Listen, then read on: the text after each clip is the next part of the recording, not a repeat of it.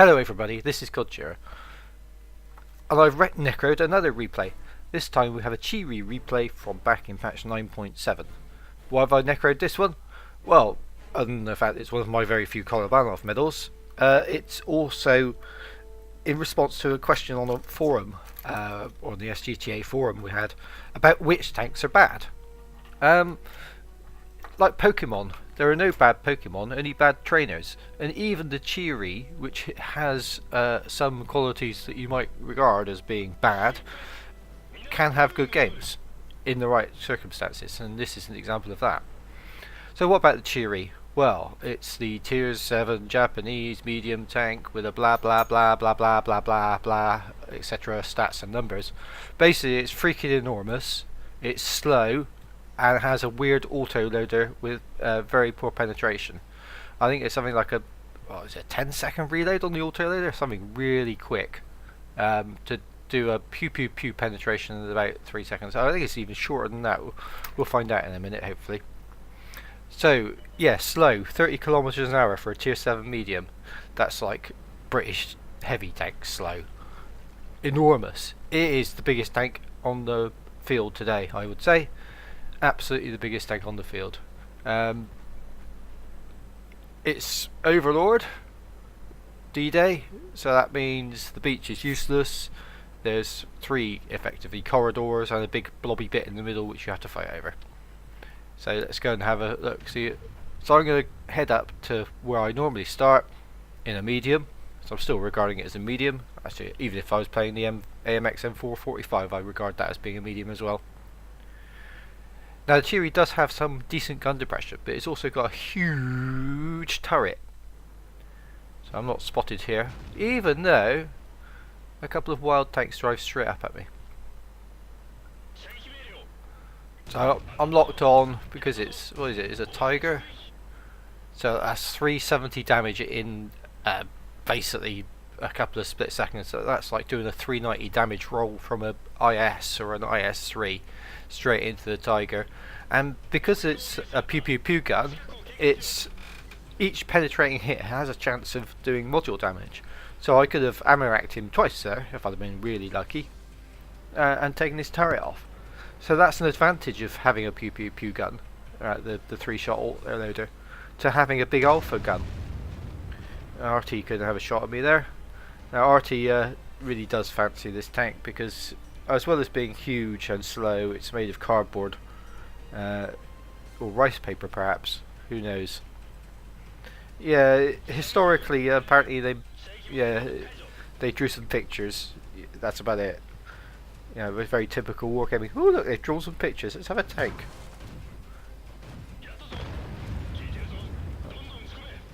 And again, you know, 390 alpha. Have a good go at that thing. The penetration on the the standard AP ammo is actually pretty poor, and certainly when you got up to tier 9, it's pretty much useless unless you're flanking, and then you can only do 30 kilometers an hour. So how the hell are you supposed to do any flanking? Very much with all these sort of tanks, you've got to try and get them into strategic positions where you can make them work, and there are just some maps where there are no strategic positions where they will work. So I'm having a reasonable game here so far. I'll just switch on the team roster for you.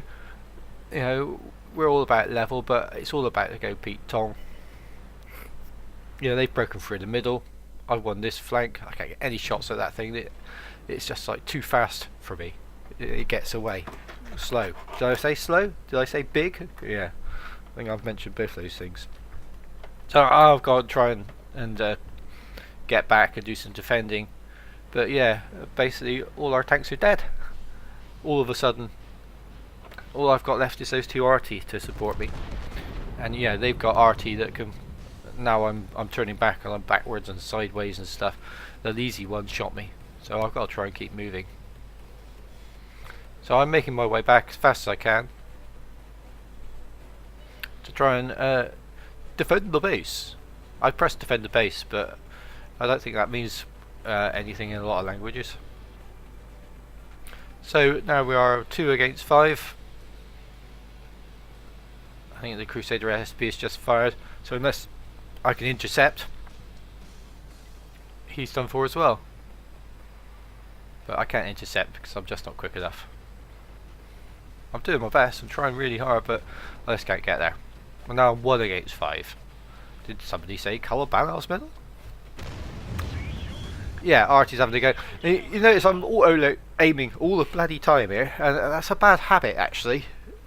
I'm getting away with it because it's soft targets, and I've now loaded the premium AP. You don't get APCR or heat or anything like that. You get a premium AP round which just has higher penetration. In a way, that's good, I guess, because heat has a tendency to get sucked into tracks and spaced armour, and APCR has a significant drop in penetration over this, even though the shell velocity is quicker. But in this case, I've again auto-aimed on this VK. The auto-aim actually locks onto the centre of mass, so for me that's the weak points on the VK. So you know, with the enhanced AP, I can actually do more damage. So now I'm 1 against 3. What have we got left? What is that thing? Okay, let's see. Yeah, tiny Artie, big Artie. So I've got to try and behave unpredictably, otherwise Artie will know where I am and shotgun me. I mean, we remember where they went. They went down towards the beach. So I'm going to try and play round this little hill and see if I can surprise them. As Klaus might say, I'll take them at the ass. But let's see. So what would they be expecting? They might be expecting me to come down the beach. Yeah, I'm not going on the beach. I'll never get off it. They might be expecting to go over the top.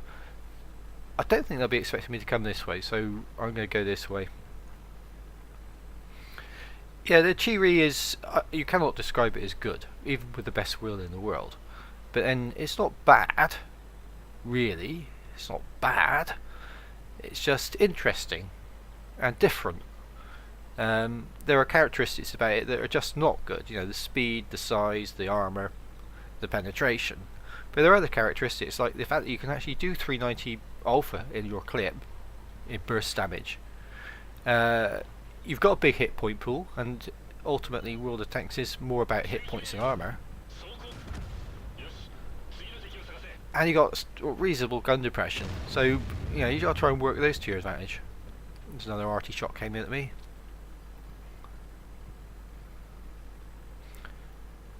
So again, they've got to be expecting me coming, but which way am I coming? Am I going to come the same way I was coming just now, or am I going to be double back and done it? Who knows? I mean, one way or the other, there's going to be an Artie round the corner waiting to shotgun me.